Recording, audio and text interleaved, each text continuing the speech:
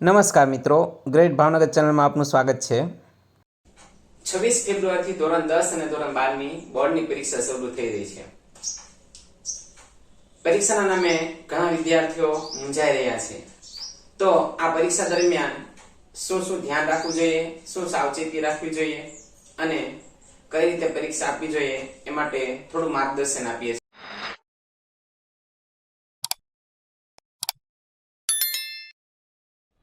પરીક્ષા સમયે શું સાવચેતી રાખવી જોઈએ? વાંચન કરતા લેખન ખૂબ જરૂરી છે। પરીક્ષા લખીને આપવાની છે એટલે જેટલું બને એટલું લખવાનું રાખો। લખવાની પ્રેક્ટિસ કરી હશે તો પરીક્ષામાં કોઈ વાંધો નહીં આવે। બીજું કે હવે આખી ચોપડી વાંચવાનો સમય નથી। જે કઈ મોસ્ટ ટાઈમ છે, જે કઈ તમને આવડે છે એ જ ફરીવાર રિવિઝન કરો અને એ પાક્કું કરો। નવા મુદ્દા કે નવા પ્રશ્નો કે નવા પાઠ શીખવાનો પ્રયત્ન હવે ન કરો। જો તમારી પાસ થાય એટલું કે તમે જે લક્ષ્ય રાખ્યું છે 80% 90%, તો એ લક્ષ્ય સુધી પહોંચી શકાય એટલું તૈયારી થઈ ગઈ હોય તો એટલું જ તૈયાર કરો। વધારે નવું શીખવાનો પ્રયત્ન હવે નહીં કરો। જો નવું શીખવા જશો તો જે આવડે છે એ પણ ભૂલાઈ જશે। ત્રીજું, દર 30 મિનિટે 5 મિનિટનો બ્રેક લો અને 5 મિનિટના બ્રેકમાં ફ્રેશ થાઓ, પાણી પીવો। પણ એ 5 મિનિટનો બ્રેક વધી ન જવો જોઈએ, એ ખાસ ધ્યાન રાખવાનું। વાંચેલા પ્રશ્ન અને દાખલાની પ્રેક્ટિસ કરો। જે વાંચ્યું છે એ એકવાર બોલી જાઓ। જે પ્રશ્ન વાંચ્યો છે એને બંધ આંખોએ જોવાનો પ્રયત્ન કરો અને આંખો બંધ રાખીને એ પ્રશ્ન તમે બોલી જાઓ। ગણિતના દાખલા હોય, વિજ્ઞાનની આકૃતિઓ હોય તો જોયા વગર લખવાની પ્રેક્ટિસ કરો। આખો દાખલો જોયા વગર એકવાર લખી લો। પરફેક્ટ આવડી જાય, પૂરેપૂરો આવડી જાય પછી જ નવો દાખલો શીખો। દરેક પ્રશ્ન, દરેક દાખલા, દરેક વિગતો માટે શોર્ટકટ મેથડ બનાવો। બહુ લાંબા પ્રશ્નો હોય તો એને મુદ્દા વાઇઝ તમને યાદ રહે એ રીતે શોર્ટકટ મેથડ થી એને યાદ રાખો। પાંચમી વાત, ઈશ્વર પર શ્રદ્ધા રાખો પણ અંધશ્રદ્ધા નહીં। ભગવાન પાસે પ્રાર્થના કરો કે તમને એવી શક્તિ આપે કે તમે વધુ ને વધુ મહેનત કરી શકો। એમ નહીં કે જો મને A1 ગ્રેડ આવશે તો હું આ માનતા કરીશ, પેલી માનતા કરીશ। માનતા રાખવાથી માર્ક્સ નહીં વધે, મહેનત કરશો તો જ માર્ક વધશે। છઠ્ઠી વાત, જે આવડે છે એના પર વિશ્વાસ રાખો। જે નથી આવડતું એનો ડર ન રાખો। જે નથી આવડતું એના ડરમાં જે આવડે છે એ પણ ભૂલી જવાય છે। એટલે આટલું તો મને આવડે જ છે એવો આત્મવિશ્વાસ રાખો અને ડર્યા વગર પરીક્ષા આપો। સાતમી વાત, મગજને ફ્રેશ કરવા માટે 7 કલાકની ઊંઘ જરૂરી છે। એટલે દરરોજ કમસે કમ 7 કલાકની ઊંઘ લો। જો પૂરતી ઊંઘ લીધી હશે તો સ્વાસ્થ્ય જળવાશે અને સ્વાસ્થ્ય સારું હશે તો પરીક્ષાની પૂરેપૂરી તૈયારી કરી શકશો।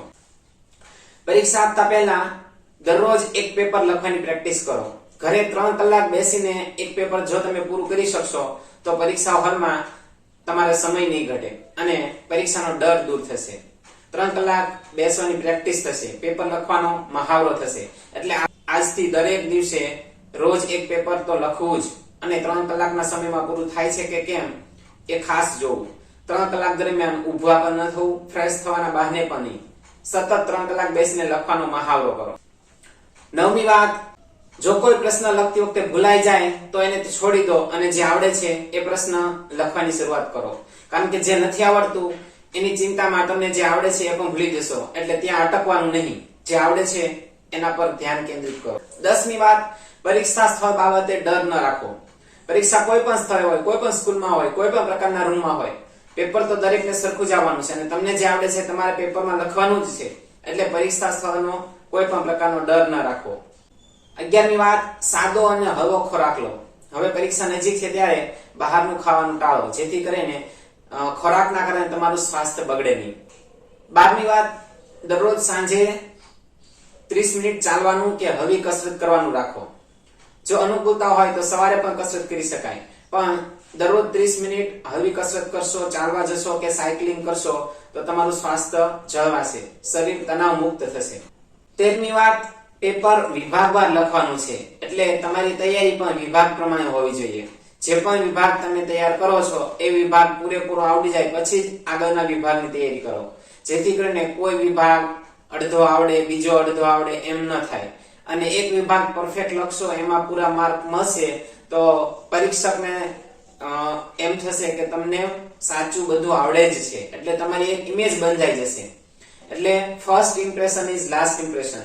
જો તમારી ઇમેજ એકવાર સારી બંધાઈ ગઈ, એક વિભાગ તમે પરફેક્ટ લીખો તો બીજા વિભાગમાં પણ એ ઇમેજની અસર દેખાશે અને પરીક્ષક સારા માર્ક્સ તમને કદાચ આપી પણ દે. એટલે ઇમેજ બંધાવવા માટે વિભાગવાર તૈયારી કરો. એક વિભાગ પરફેક્ટ આવડી જાય પછી જ બીજો વિભાગ લો, કારણ કે પેપર તમારે વિભાગવાર લખવાનું છે. એટલે દરેક વિભાગની પરફેક્ટ તૈયારી કરો, અથવા જેટલા પણ વિભાગ તૈયાર કરો એ પરફેક્ટ તૈયાર કરો. બધા વિભાગ થોડા થોડા આવડે એમ નહીં. જો સારા માર્ક લેવા હોય તો પાસ થવા માટે બધા વિભાગમાં થોડું થોડું આવડે તો પણ ચાલશે. સાથે સાથે દરેક વિભાગનો સમય નક્કી કરો કે આ વિભાગ આટલી મિનિટમાં તમારે પૂરો કરવાનો છે અને એટલી મિનિટમાં તે પૂરો થવો જ જોઈએ. તો સમય મર્યાદામાં પેપર પૂરું થશે. નહીતર પેપર સમય મર્યાદામાં પૂરું નહીં કરી શકો અને તમને આવડતું હશે છતાં પણ પેપરમાં તમે લખી નહીં શકો, સમય ઘટશે. એટલે સમય ન ઘટે એટલા માટે પેપરનું પણ ટાઈમ મેનેજમેન્ટ કરો. કયો વિભાગ કેટલી મિનિટમાં લખવાનો છે એ પહેલેથી નક્કી કરી નાખો અને એ મુજબ જ લખાવો જોઈએ. 14મી વાત, પેપરમાં નામ, સ્થળના નામ, આંકડાકીય માહિતી આવી બાબતો જે છે એ હાઇલાઇટ કરો અને જ્યાં આવતું હોય ત્યાં જરૂર હોય ત્યાં ચોક્કસ એવી વિગતો લખો. લેખકનું નામ આવતું હોય, કોઈ વ્યક્તિનું નામ આવતું હોય તો એ નામનો ઉલ્લેખ કરો, સ્થળનો ઉલ્લેખ કરો, આંકડાકીય બાબતો હાઇલાઇટ કરો. તો તમારા પેપર પરીક્ષકને જોવાની મજા આવશે અને એને થશે કે આ વિદ્યાર્થીને પરફેક્ટ માહિતી છે. પ્રશ્નમાં ડાયાગ્રામ આવતા હોય, આકૃતિ આવતી હોય, કોષ્ટક આવતા હોય તો ખાસ દોરો અને વ્યવસ્થિત દોરો, જેથી કરીને પરીક્ષકને જોવાની મજા આવે અને પૂરેપૂરા માર્ક કવર કરી શકાય.